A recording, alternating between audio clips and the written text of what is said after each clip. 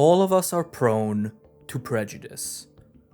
The desire to categorize the world in order to predict outcomes is quite natural, but it must nonetheless be managed carefully. The hunters of the guild are no exception. Many of them enlist wanting to hunt and encounter monsters in an abstract sense. But if you were to ask these greenhorns what kind of monster they have in mind, nearly all of them would describe some kind of wyvern. For a long time, even among the general populace, the word monster was intrinsically bound to wyverns. The image of a vaguely reptilian creature is vaguely conjured, and so there was a tendency to assume that this is all there was to the world of monsters. Nothing could be further from the truth. One of our world's greatest gifts is the immense biodiversity that surrounds us, and that includes monster kind. They come in all shapes and sizes, many not being wyverns at all. One clade that exemplifies this is Pelagusia. This order includes all but 2 of the monsters known as fanged beasts, defined by their mammalian body structure and lifestyle. You'd be hard-pressed to find any creature in this group that could even remotely be called a wyvern. Organized into 3 suborders, the 12 genuses of fanged beast contained in Pelagusia stand as reminders that monsters can take on many different appearances. The story of fanged beast research begins in the suborder Mordumata, colloquially called hard-teeth beasts. This group contains the 2 earliest discovered fanged beasts, originally described by the scriveners of Dundorma. One of these beasts lives exclusively in tropical zones. It is most commonly sighted in the jungles of the Terosu region, in the far east of the central continent. Most adventurers and researchers are sure to smell this one before spotting it. For the Conga are well known for their olfactory mischief. These ape-like fanged beasts are easily identifiable by their bright pink fur, which transitions into a messy tuft of green hair at the top of their heads. They have wide, bulbous snouts with a hardened upper lip and blunt teeth that protrude out of the mouth. If you spot one Conga, you are likely to spot a few more soon enough. For these beasts are quite social and live in large groups. Their highly decorated bodies are believed to be used as means of social communication, with the exact shade of pink on the body serving as a sort of identifier. Despite living in groups and wearing many social markers, Conga don't actually cooperate with their peers much. Individual Congas mostly tend to themselves and simply congregate with others as a matter of protection, safety in numbers. The true passion of all Congas is food. They are omnivores and will eat just about anything. Due to their immense appetite, they are constantly eating. Their preferred source of food is mushrooms, which grow in abundance across their native jungles. As a result of this constant feeding, Conga produce large quantities of gas in their body, which they regularly expel as flatulence. This also functions as a defensive measure. Conga gas is rancid, of an odor so foul that it repels many monsters instantly. Its effects are especially pronounced in humans. Besides just smelling terrible, Conga gas causes massive swelling and irritation in the throat, making drinking and eating impossible. This is additionally problematic for hunters, who rely on imbibing potions and elixirs to perform their work. For a long time, getting sprayed by a Conga was a massive problem with dire consequences, since the stench cannot be washed away by regular means, such as water or soap. Luckily, the guild was able to develop a specialized deodorant that can rapidly neutralize the gas. Conga are quite aware of the devastating effects of their gas, and that it is the best weapon they have. While their long claws are sharp and their arms strong, Conga stand no real chance in a prolonged fight against most adversaries they may encounter in the jungle. So, a big part of their defensive measures is to perform a threat display. When they sense danger, Conga will stand up on their hind legs, stretch out their arms to the side, and shake their abdomen rapidly. This serves to both make themselves look larger and to show off their long claws and swollen, gas-filled potbellies. It's an effective display, but not foolproof. When danger looms and refuses to back down, the Conga may defer the matter to their pack leader. These large alpha individuals are called Congalala, and are significantly more powerful than their smaller brothers. They are usually around twice the size of a Conga, with a larger belly, more developed tail, and longer claws. A striking difference between this alpha and its underlings is the pointed hair cone that adorns the Congalala's head. This is not a naturally formed body structure, but instead part of the Conga's dominance ritual. When a Conga has grown large enough to potentially become a Congalala, it must first announce its claim to authority to the rest of the group. It does so by collecting sticky juices from fruits and plants that it likes the smell of. Using these sticky juices, the Conga styles its messy hair into a straight, pointed cone, which immediately signals its intentions to the rest of the pack. Rarely, this is all there is to it, and the Conga experiences a hormonal rush of dominant satisfaction that completes its transition into a Congalala. What happens more commonly, however, is that the pack either already has a dominant Congalala, or that multiple Congas announce their claim to authority at around the same time. In these cases, a battle for dominance ensues, where the victor enshrines their authority while the loser is disgraced and, in some cases, even exiled from the group. Not that this authority amounts to much, mind you. Conga are fundamentally uncooperative creatures, and so, a Congalala doesn't actually have that much control over its pack. Rather, its position is a simple one. It protects the group with its size and strength, and in return has the exclusive right to mate and mark the group's territory with its dung. Aside from that, it acts very similarly to a regular Conga, spending most of its days foraging for food. Perhaps due to its large size, the Congalala has a much more voracious appetite than its small brothers, and is even more food motivated. They too love mushrooms, and, curiously, seem to have a taste for toxic mushrooms specifically. Analysis of Congalala stomachs has found that they possess specialized enzymes that can neutralize many weaker toxins, making them harmless for consumption. So, it is possible that toxic mushrooms taste better because of the slight sting of the neutralized poison, not unlike how humans enjoy spicy food. However, these enzymes can only do so much, and are useless at protecting the beast from stronger poisons, or those mixed into other food sources such as meat. In an astounding testament to its extreme appetite, Congalala are known to continue eating even if they realize that their meal is too poisonous for them to handle. This appetite is also usually the impetus for any trouble the Congalala causes for the guild. It is a highly curious creature that will investigate any new stimulus immediately, hoping for it to be related to mushrooms.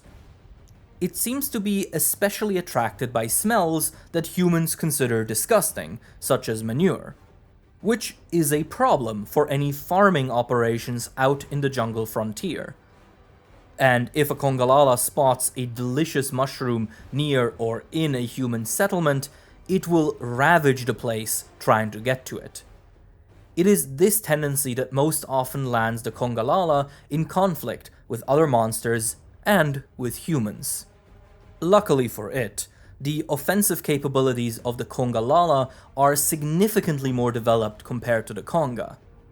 It will still perform its threat display and attempt to avoid fighting if possible, but that seems to be mostly about not wasting time fighting that could otherwise be spent eating mushrooms. Its primary weapon remains its gas. Being larger and having an increased food intake, the Congalala possesses a more sophisticated gas production system. Not only does it produce more, it can also produce various types, based on what it has eaten recently.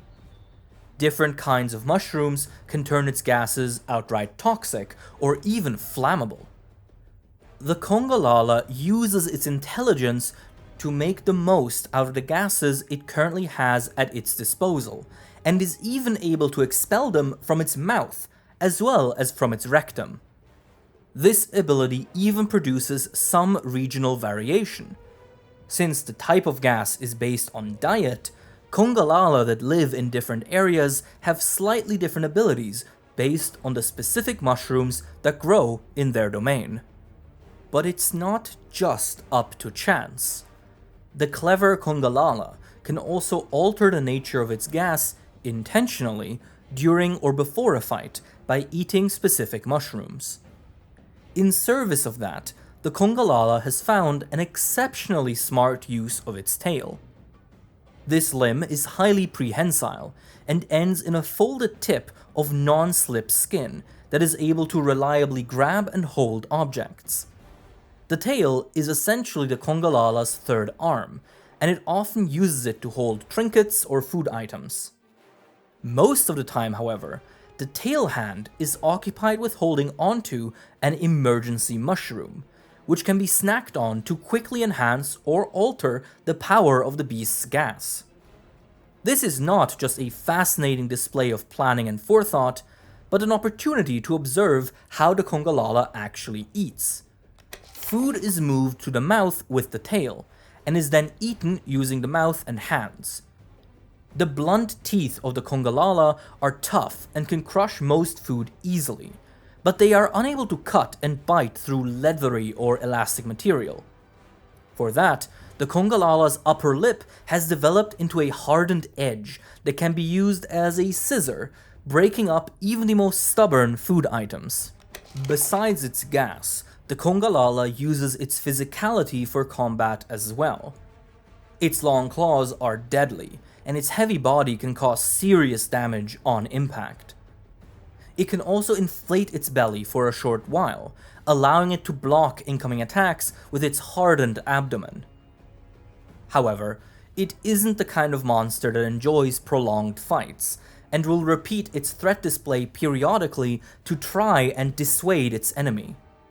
If a fight grows particularly dire, the Congalala's face and buttocks will flush red with blood, to further intimidate its foe.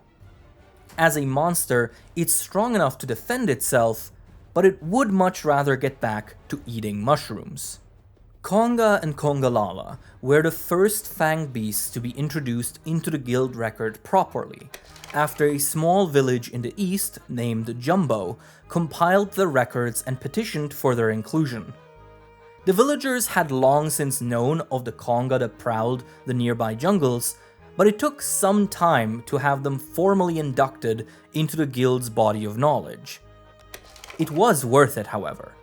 Now the guild scriveners could not just officially study the creatures, but they would also compile hunting guides and dossiers to aid hunters when encountering Conga and Congalala.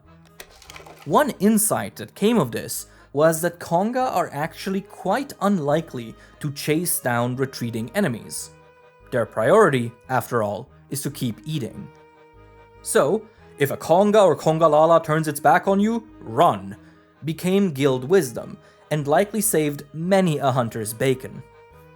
Another effect of this induction was a general re-evaluation of monster kind, to see if any previously discovered species could fit into the newly created fanged beast category. This is how Bullfango and Bulldrome were reclassified as fanged beasts, as they were previously considered lesser herbivores. Once part of the official guild record, Congalala were studied in earnest, and many wondrous insights were gained. But this also made it prone to the same controversial decisions that were so common in that era of the guild. Specifically, this was a time when the Hunters Guild was especially interested in the study of subspecies, and was quick to assign the label to any different looking individual of a known monster species. There are many infamous examples, but a lesser known case is that of the Emerald Congalala. It in many ways fulfills all the telltale signs of a subspecies. It visually resembles the previously known Congalala species in all aspects except its fur coloration, which is green instead of pink. It is generally more aggressive and powerful than the common species, but it otherwise resembles it greatly. At first glance, the Emerald Congalala appears to be a classic case of a separate subspecies. At closer inspection, however, this hypothesis fell apart. For one, the Emerald Congalala shares a habitat with the pink Congalala. This by itself is not a deal-breaker, as subspecies sharing the same home does happen, but it does raise some eyebrows at least. This is compounded by the lack of emerald Congas. No green Conga have ever been sighted.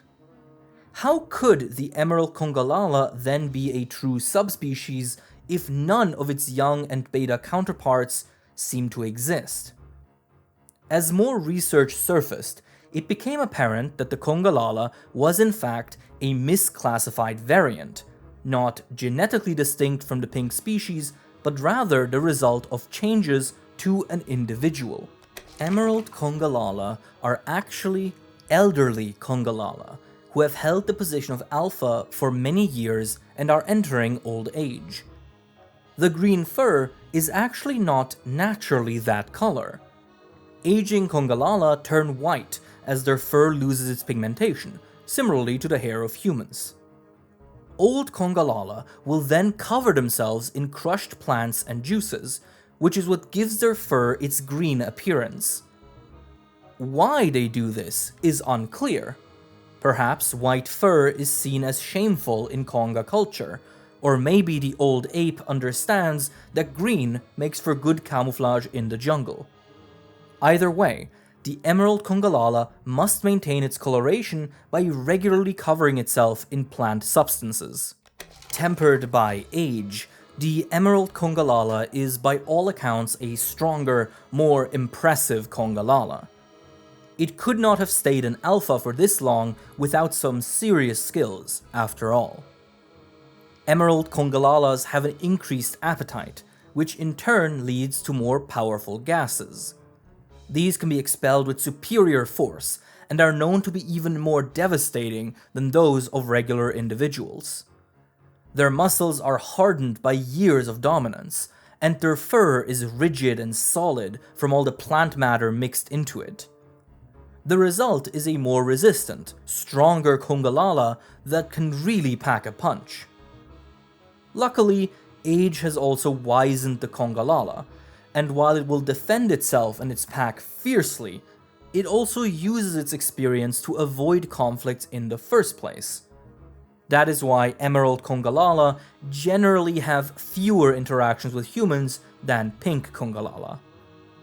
For their part, humanity has greatly benefited from the discovery of the Emerald Congalala. Intense research has yielded a way to chemically reproduce Emerald Congalala gas using materials harvested from the beast itself. This gas is considered a high-quality fuel for airships and is traded at high prices. In the halls of the guild, meanwhile, many scholars still push for the Emerald Congalala to be reclassified as a variant and for guild textbooks to be corrected, as is the case with the other examples of this specific unfortunate trend in guild history. While the Conga rule the jungles of Terosu, their close relatives stalk a very different kind of world. Far north from Terosu lies Furahia, a frigid region defined by cold air and snowy mountains. It is a barren land where the guild's presence is limited to the village of Poke up in the northeast. Looking at the landscape, it may be hard to imagine life thriving here. And yet, these mountains are the kingdom of a truly fascinating species of fanged beast, the Blango.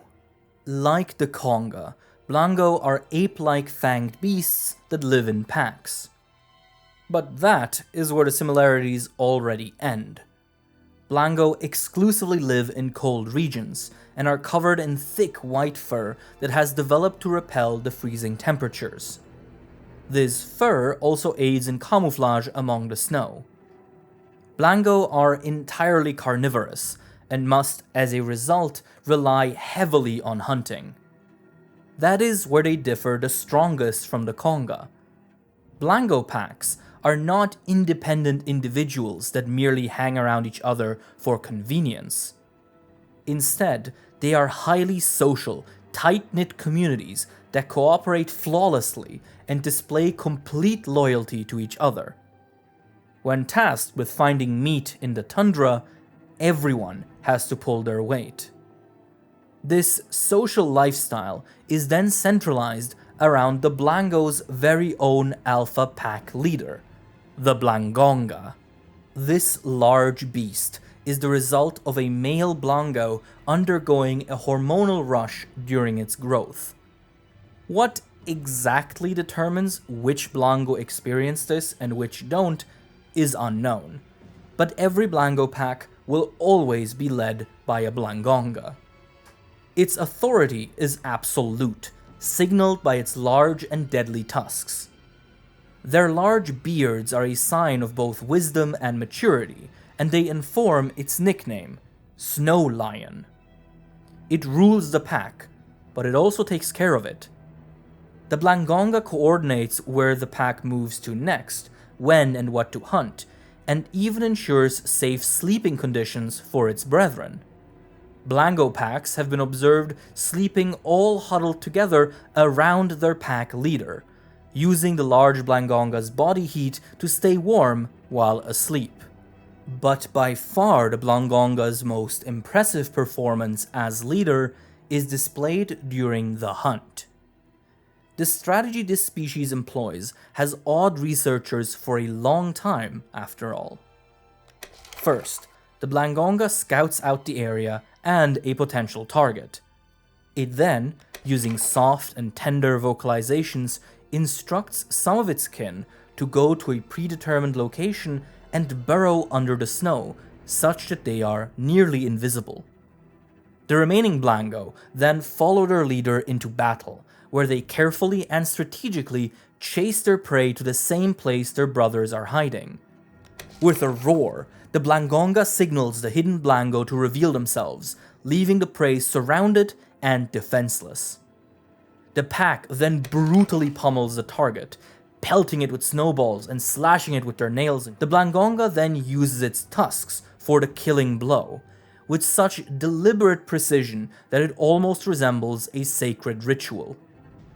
This hunting strategy is extremely successful, and it is the main reason Blango are able to thrive in such harsh conditions.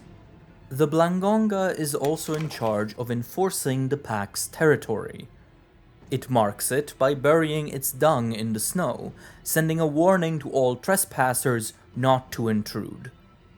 Should a Blangonga notice a disturbance in its territory, it will not hesitate to mobilize the entire troop to investigate and retaliate. This becomes especially dramatic when the intruder in question is another Blango pack with its own Blangonga. Should two packs ever meet, they will instantly engage in a bloody conflict. These are turf wars in the most literal sense, with wide-ranging battles that include sophisticated strategies, retreats, pincer attacks, and the like.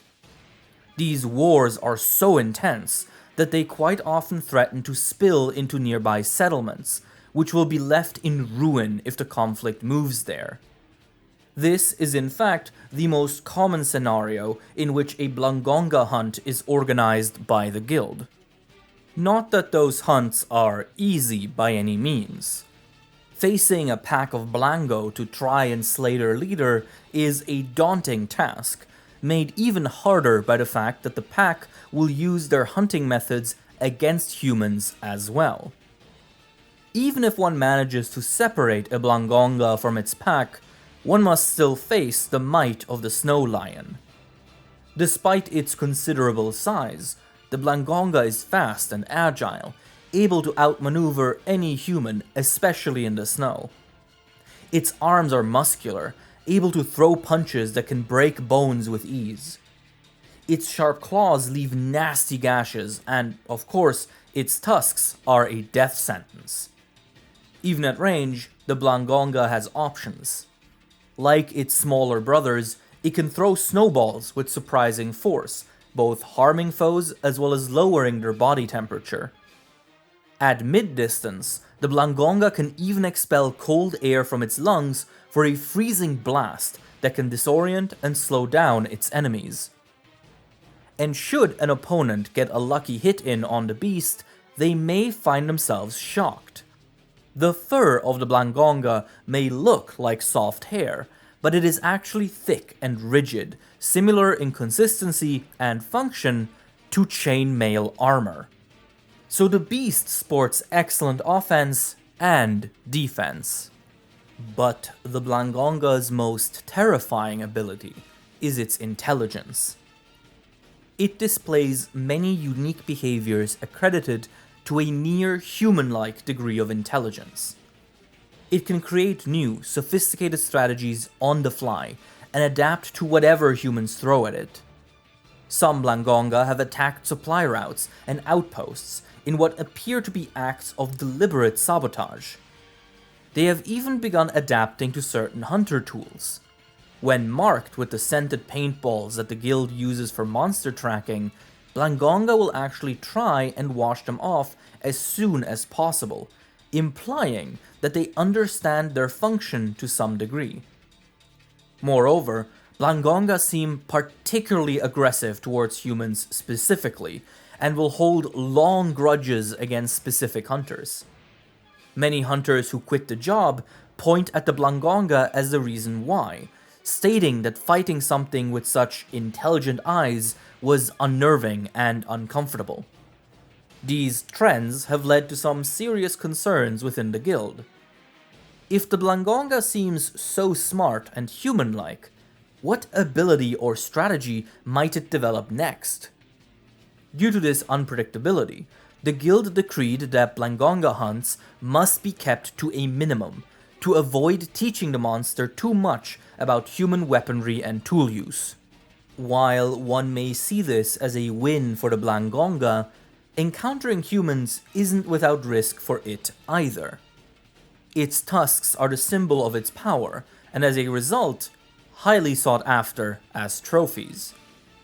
Should a Blangonga have its tusks broken, it immediately loses its authority over the pack, the highest possible shame this monster could ever endure.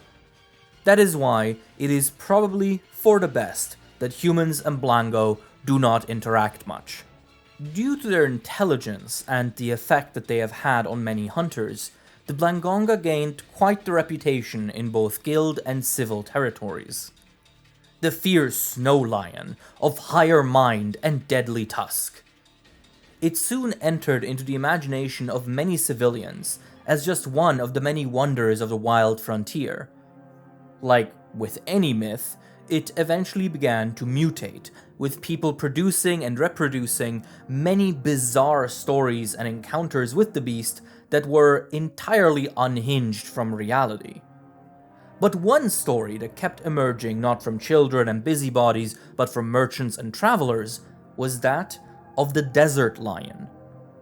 In all of its forms, This urban legend described an encounter with a lonesome Blangonga out in the desert, far away from the snowy mountains it usually inhabits.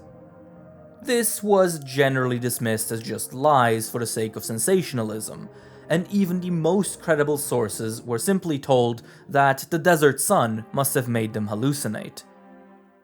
Imagine then the shock of the guild when an official special investigation into an unrelated matter in the Dune Desert ran into a desert-dwelling subspecies of Blangonga. Research on it began almost immediately, and this new species was quickly dubbed Copper Blangonga. As the name illustrates, this species of Blangonga sports a dark orange and brown coat of fur, which is much shorter than that of the Furahia species. This coat seems to be specialized to disperse body heat easily and allow for life under the desert sun. Its muscles are slightly enlarged, and it sports reinforced fur armor around its limbs especially. Besides that, it doesn't display many physiological differences to its sister species. The most important difference, however, is that the Copper Blangonga lives a solitary life, which is an extreme deviation from the highly social lifestyle of the Snow Blangonga. In fact, despite the Copper Blangonga at this point being confirmed to be a true subspecies, no Copper Blangos have ever been found. This long sowed doubt over its status as a subspecies until juvenile Copper Blangonga were observed. In Snow Blangos, males may at some point in their life experience a hormonal rush that transforms them into a Blangonga. This same hormonal rush seems to occur in the desert species as well, but in all individuals shortly after birth. Due to what is likely a genetic adaptation, all Copper Blangonga undergo their transformation into an alpha at a very young age, and then live their life in solitude, relying only on their own strength. This also gives us a clue as to how the species developed. Long ago, for some reason, an ancestor species of the Blangonga must have ended up in the desert. Since the small Blango were likely not strong enough to survive, packs quickly died off, while natural selection favored those individuals who would by chance undergo their alpha transformation early enough to be able to brave the deserts. Over time, this created a population of Blangonga that would undergo their transformation with increasing consistency and at an earlier age. But because Alpha Blangonga do not get along by nature, this led to solitary lifestyles, resulting in the Copper Blangonga we know today. It is a truly fascinating example of the adaptability of life. For a time, these two genuses of fanged beasts were considered the two great ape families, ruling over their bespoke habitats with their packs. Research progressed steadily, and all seemed well. However, in the undercurrent of society, in the hushed whispers and trembling stutters of the populace, there lived a third great ape monster, one that soon became even more ingrained in urban myth and folklore than the Blangonga. The guild was generally dismissive of these rumors, for they were absurdly inconsistent. Some said that this mystery ape was a jet-black ball of pure muscle, while others described a near-heavenly primate with golden wings crackling with thunder. It, by all accounts, just seemed like the new findings about Blangonga had overwhelmed the imagination of travelers or merchants, and was probably not worth taking seriously. Until, of course, the existence of a third ape monster species was confirmed when a guild patrol on a routine expedition returned mostly in body bags, with their survivors describing the incident in tears. Far out in the remotest mountains, they had spotted it. Moments later, it had spotted them. The details of what happened next are redacted, but be that as it may, this incident solidified the existence of the monster that would later come to be known and feared as Rajang. Between that fateful day and now, Rajang research has only progressed very slowly. They are exceptionally rare, with a global population that is estimated to be minuscule. Research opportunities are thus already scarce, made more dire by the fact that Rajang encounters have a very high fatality rate. Not even survivors of Rajang incidents are able to provide much insight, as many outright refuse to talk about it from the sheer trauma.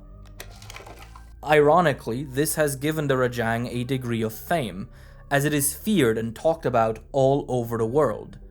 It has become well known due to being so unknowable.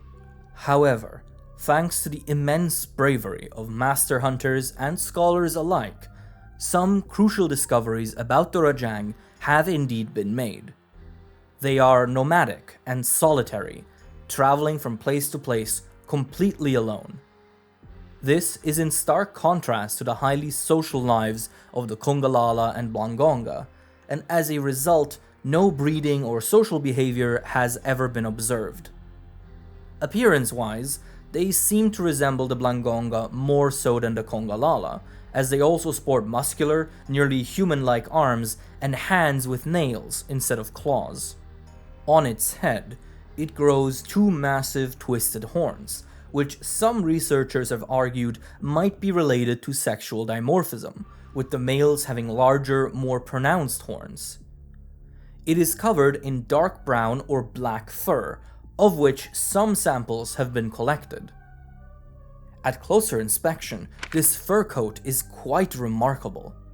The hairs are tipped with fine, rigid bristles that repel outside air entirely, thus insulating the body from both heat and the cold. Even more interestingly, these bristles are extremely resistant to heat specifically, and can even repel magma for a short while without melting. This specialized fur is probably instrumental to the Rajang's ability to appear anywhere. And it is this ability that is both the most fascinating and most worrisome aspect of the Rajang. A Rajang will travel far and wide across its life, settling in any possible type of habitat for a short while, and setting up a temporary territory until it moves on. That territory it defends with full, overwhelming force. It is impossible to overstate just how dominant a Rajang is in nearly every ecosystem it invades. It will attack anything that moves without its permission, and is known to brutally massacre any local apex predators should they fail to recognize their predicament. It will mark its present territory with tufts of its fur, which regrows continuously. These markings are not merely there to delineate the exact size of the territory, they are a warning and a show of dominance. The Rajang has also been observed sleeping out in the open, with its belly exposed, usually considered foolishly careless in nature. In the Rajang's case, however, it is probably part of its dominance display. It rests while openly flaunting its softest body part, as a reminder to all that it has nothing to fear, since none can oppose it. When awake, it is an unstoppable force of ecological oppression, preying on just about anything with nearly flawless success. They seem to technically be omnivores, but their diet has been observed to consist nearly entirely of meat regardless. In the process, the Rajang can annihilate entire ecosystems, not purely through violence, but also by causing most local fauna to simply flee in terror. This is probably why it is nomadic in the first place. Any area beset by a Rajang will soon become barren and silent, and so the monster must move on to keep itself fed. These qualities have led the Rajang to be considered in the same vein as a natural disaster, a calamity that can appear out of nowhere and devastate an entire region basically overnight. Due to this, many scholars to this day insist that the Rajang must be reclassified as an elder dragon, as just like them, it is a walking catastrophe. This idea has taken hold in some corners of the guild. Dundorma's Elder Dragon Observation Center, for example, does in fact include the Rajang as one of its observation targets. However, the guild has remained steadfast with its classification of Rajang. A core feature of Elder Dragons, administrators argue, is that they seem entirely removed from all other forms of life, and must thus be considered in their own classification. The Rajang, mysterious and outrageous it may be, still displays clear physiological similarities and genetic links to the Congalala and the Blangonga, and can thus be included into regular monster classifications. Some researchers go even a step further and propose that it might have evolved out of an ancestor of the Blangonga specifically. This hypothesis is based on the physical similarities between the two monsters, as well as the assertion that the Rajang's immense power may be an extreme form of the same mechanism by which the copper Blangonga became stronger as a result of solitary life. This suggestion has not been confirmed as of now though, and is thus merely speculation at this point. The question remains, however, how can a single monster be this destructive and powerful? In some regions, researchers even found brutalized elder dragon corpses in the aftermath of a Rajang invasion, with marks that indicated that they had been fed on. What could possibly allow a fanged beast to become such a force of nature? The answer is twofold. For one, the Rajang simply possesses unrivaled physical strength. Its muscles are unfathomably dense, and with its flexible and strong arms, it can throw punches that utterly pulverize bone near effortlessly. The nails on its hands are short but sharp and can leave brutal gashes even through thick scale armor. The structure of its hands is also deadly, as they are quite human-like, with a strong opposable thumb that allows it to grab opponents like a wrestler. Once locked inside the Rajang's grip, a victim is likely to be torn apart like old parchment, or crushed like overripe fruit. Its horns can skewer targets, and its hard fangs can chew through most known materials. And defensively, the Rajang is equally well equipped. Its rigid fur protects it from impacts and slashes, and its extremely powerful immune system grants it a general resistance to most naturally occurring poisons. In terms of raw physicality, few monsters can stand up to the Rajang. But this isn't even its primary weapon, for this beast hides a truly fascinating, terrible secret. All Rajang are born with a thunder organ, a body structure that is capable of storing, releasing, and controlling electricity. But in juvenile Rajang, this organ is entirely dormant, incapable of being used until a certain moment. Rajang spend their youth developing their physical strength, honing their muscles until they are as powerful as can be. They are not, however, doing this for no reason. They are training. Once a Rajang is large and strong enough, probably around the time of sexual maturity, they embark on a fascinating journey. They set out to hunt a Kirin. Hunting an elder dragon with this much deliberation and preparation is nearly unheard of in nature, but the Rajang has a distinct purpose in mind. Once a Kirin is found, a brutal fight ensues, both parties battling for supremacy. If the Rajang fails, it simply dies, another victim of the overwhelming power of the Phantom Beast. But should the Rajang's training pay off, it will grapple the Kirin into submission and break off its horn. It is crucial to the Kirin's ability to call down lightning, and the Rajang will then perform the most daring chapter of this maturity ritual. While the Kirin reels from the loss of its precious horn, the Rajang will consume it, crushing the horn between its powerful teeth. The mysterious minerals that once powered the Kirin's lightning ability course through the Rajang and activate its thunder organ, giving the beast full access to its electrical powers, and making it the only fanged beast to date to ever master thunder. Once this power awakens, there is no going back. The Rajang fully embraces the lightning and becomes near unstoppable. Interestingly, all observed Rajang were noted to have access to their thunder ability.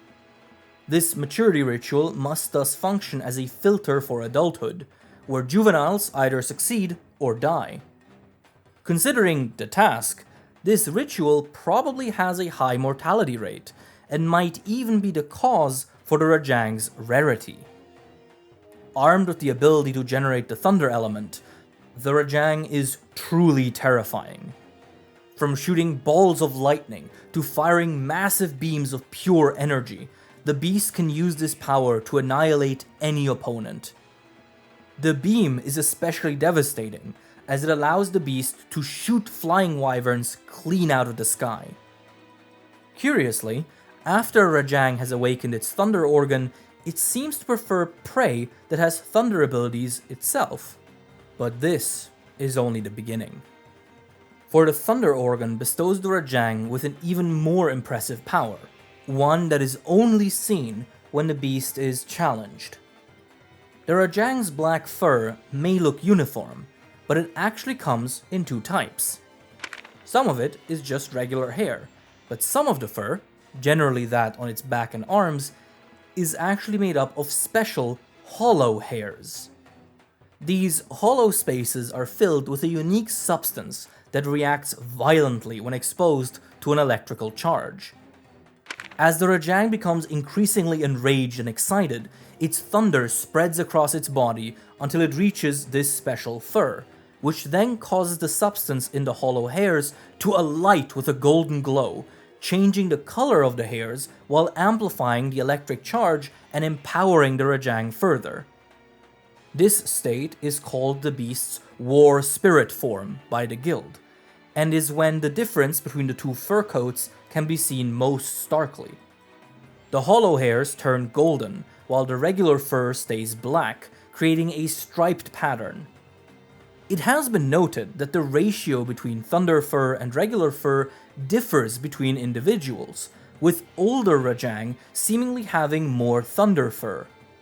Researchers predict that in old age, Rajang might lose their stripes and turn entirely golden when in the war spirit form, as thunder fur overtakes the regular fur across its life.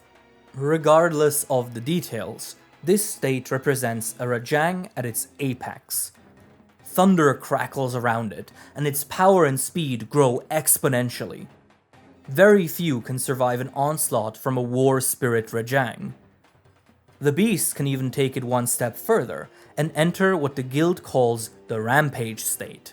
By running a current through its arms, the Rajang heats up and hardens its muscles with such intensity that they begin to glow red and emit steam.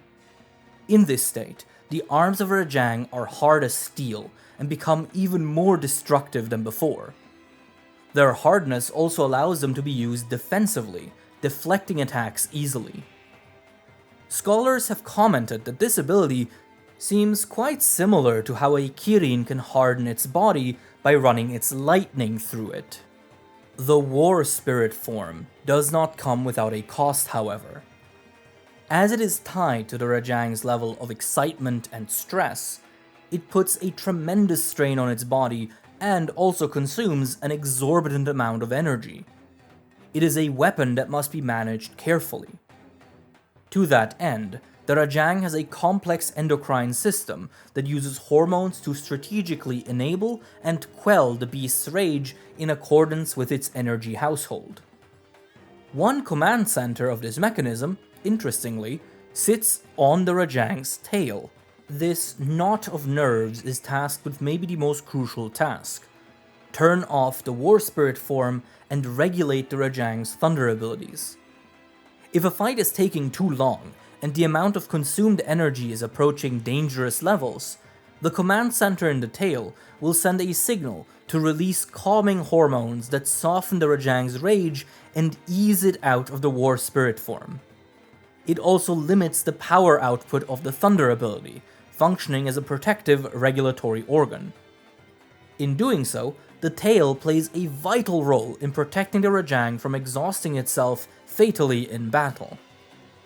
This, however, also makes the tail the Rajang's obvious weak spot. When sufficiently struck or damaged, the tail command center will react by causing a spinal reflex, which instantly forces the Rajang out of this war spirit form as a defense mechanism. And should the tail be entirely destroyed, it would have devastating consequences for the Rajang's physical and mental health.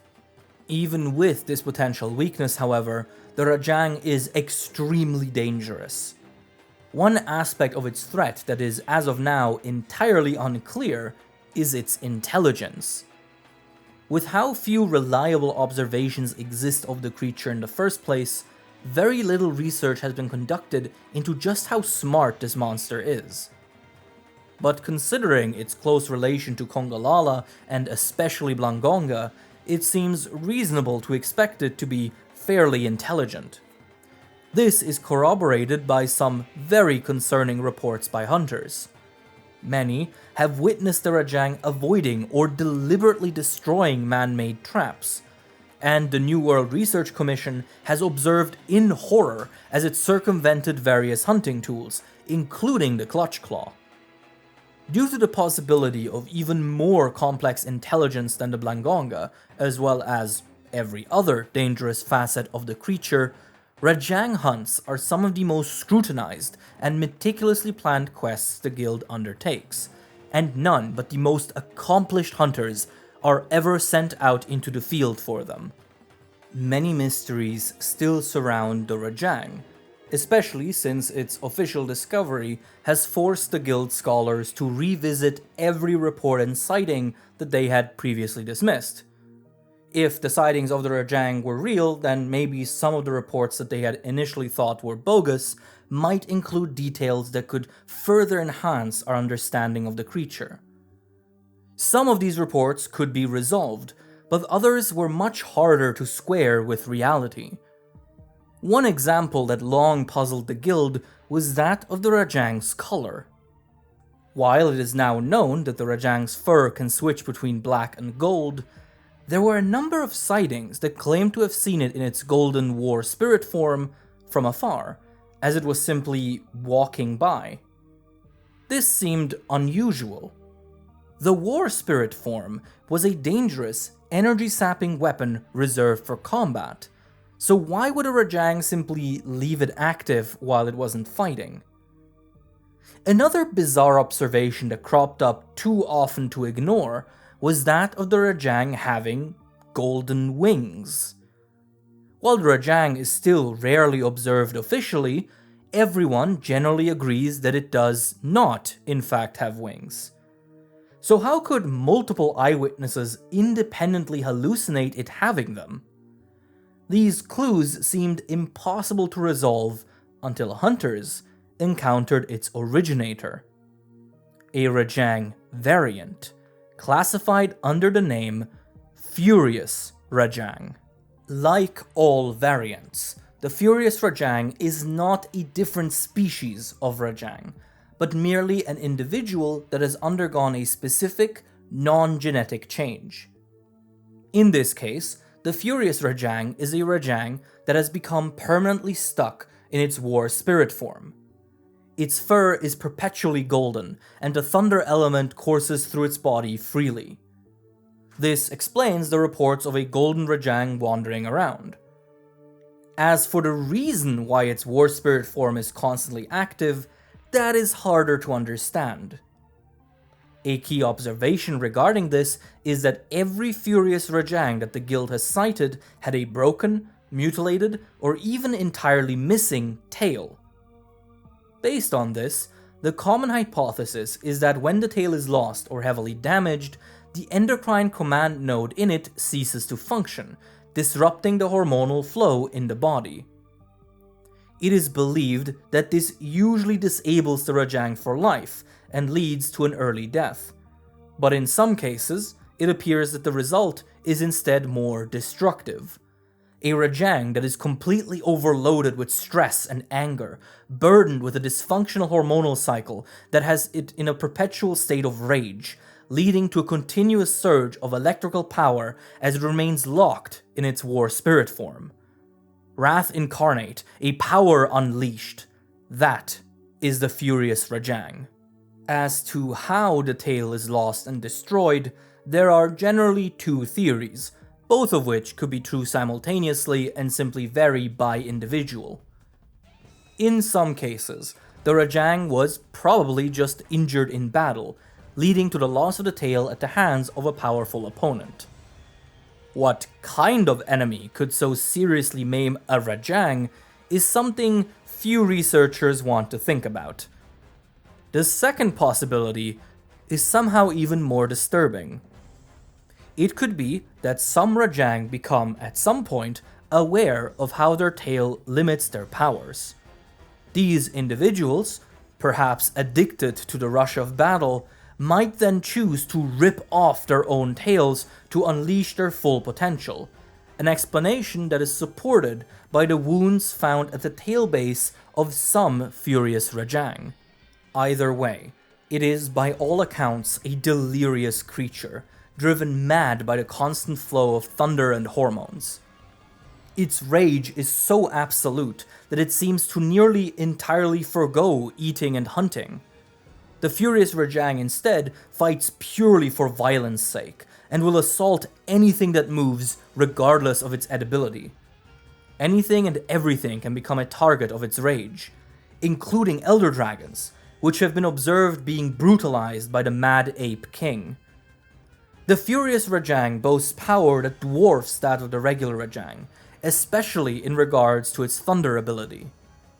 Not only can it create larger beams and multiple thunderbolts, it can also directly discharge an electric current through its fingers. The furious Rajang uses this new ability to force an explosive current into the ground, detonating its targets from below. The same current can empower its muscles even further, allowing the furious Rajang to perform unbelievable feats of physical strength, such as ripping entire chunks of the earth beneath it out from the ground and launching them as boulders. Some furious Rajang have also been witnessed using their body current to accelerate themselves violently, turning their body into a spiraling death missile for a short time. The furious Rajang's abilities are tied to its emotions, so the angrier and more excited the creature becomes, the more its power surges, with no tail to hold it back. While it is always enveloped in rage, it is possible, if perhaps not advisable, to push the creature even further. Once its ire reaches a zenith, the furious Rajang enters a second, more advanced stage of the war spirit form, one that is entirely unseen in regular Rajang. Its thunder enshrouds its body fully, jumping and crackling freely in its mane. The hair on its back stands up in two distinct triangular tufts, vaguely resembling small wings, the likely origin of the golden wing testimonials. In this form, the furious Rajang simply has no equal, as its body and thunder become unspeakably powerful, able to annihilate enemies near instantly. Even more troubling, since the furious Rajang has no tail, there is no obvious weak spot that challengers and hunters can aim for to disable the transformation. One insight, however, has been gleaned from the scattered reports. Sufficient injury and trauma to the head of the beast will in fact force it to turn off this enhanced war spirit form. Researchers see this as an indication that this state must be maintained consciously through active concentration, but no official conclusions have been reached so far. Even with the rarity of its confirmed sightings, the furious Rajang has gained a fierce reputation even among the civilian population, especially related to the myth of its golden wings. The populace fears the furious Rajang like a spectre, a demon that could descend onto them at any moment. The guild, however, is quick to reiterate that the reality is somewhat different. While the furious Rajang is indeed a powerful, deadly creature, the tangible threat it poses to civilization and civilized regions as a whole is actually quite minor. Like the regular Rajang, it is extremely rare and mostly sticks to the remotest areas of the frontier. Moreover, while its thunderous ability is immense, it is likely also its downfall. The tail's regulatory function was a protective mechanism, and without it, it's likely that the furious Rajang is consuming its own energy at a deadly rate.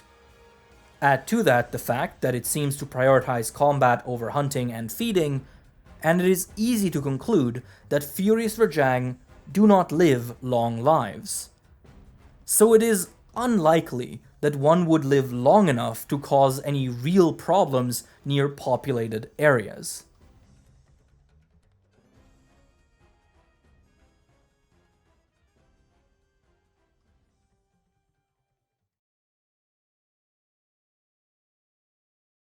Thank you all so much for watching, as usual. As usual, I would like to extend a special thank you to all the people that support the channel monetarily, either on Patreon or over on YouTube channel memberships. A very special thank you to A. Jackson, Admiral Frost, Alistair in Wonderland, Artur Centeno, Austin, Autumns, Black Ace 202, Bö, Bruggy, Chocolate Coat, Claire Miboon, Darkest, Destro, Dragonlord, Dissy, Error Code, Ethan Toombs, Feopuz, Fey/Sleepy Tiki, Fieden, Glitch NPC, Harpier, Hellbug Hunter, Hudsan, I'm just happy to be here, Inepts, Iron Camel, It's Robin Now, Jacob Coleman, Joey Tribby 58, Magenta, Carl the Crab, Kelly Barnett, Kogath, Lieferdienst, Logan Bilodeau, Lufish,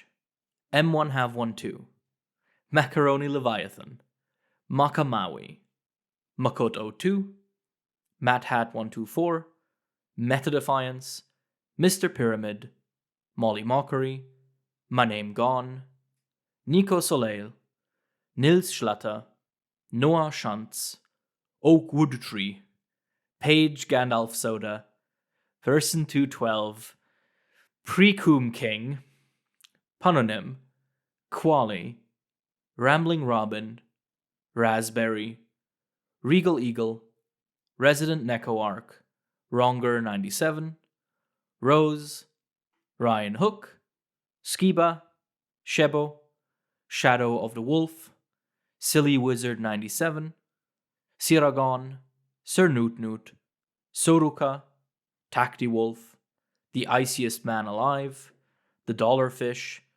Thick, Tsuki Midnight Boshi, Unk with Good Puss, Uthduna is an Octopus, Varaxus, Wandering Soul, Zaffi, Dino Garcia, Zai Bandit, Zion H.V. Augenson, and Kuron Neko. Thank you everyone, and I'll see you next time. Bye bye, be well.